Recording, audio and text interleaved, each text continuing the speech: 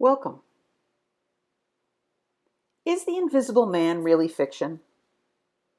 This is a work by the famous, highly respected El Greco, whose name means the Greek. He was an artist named Domenikos Theotokopoulos, who worked first in Italy and then in Spain for many years, but was originally from Greece. In at least 4 ways, he shows how someone like the blind man in this story could have been invisible to most of the people in the city, even though he was the one who was physically blind. I find it interesting that El Greco chose to put the miracle, the interaction between Jesus and the blind man, off to the side a bit. Jesus is fully attentive to the blind man and is oblivious to the world around him.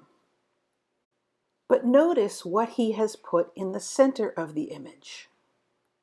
The center of the image contains 2 of the expressions referencing invisibility. First, in the direct center, are 2 people sitting on a step.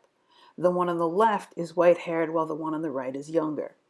I imagine them as a senile father and his child who is trying to care for him. But notice, you can see the pattern of the brick through them. They are not substantial. They're like ghosts, partly visible, but transparent enough to let the details of the ground show through. 2 others, with similar transparency, are depicted against the pillars. I think these reflect the invisibility of the poor. People like the blind man, who was invisible until Jesus saw him. The other references to invisibility are not so blameless. And notice this couple. She's a bit taken aback by what's going on here, that a person like Jesus would touch a blind beggar. So her partner is trying to shield her from the scene, steer her away from this obvious social offense. It's an indication of willful invisibility, of intentionally not seeing. The next version of invisibility is the group of debaters on the right. These may be a group that includes the Pharisees, maybe some of the disciples, and there may have been some others based on the details that are in the gospel. They seem to be debating either whose sin caused the man's blindness or whether it is a sin for Jesus to heal someone. In other words, do something other than rest on the Sabbath.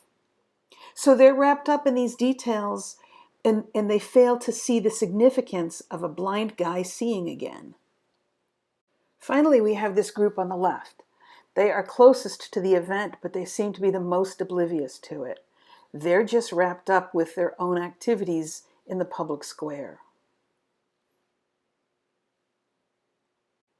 So here is the irony of the story. Jesus is healing the man with the physical blindness in the midst of 3 other kinds of blindness. The handicap of the blind man, his history as a beggar, makes him invisible to the others. Are these others like us? Who are you trying to protect from scary, harsh scenes? What conversations or debates are you so wrapped up in that you forget the more significant aspect of the problem? What aspects of your public life are so engulfing that you miss what's going on right next to you?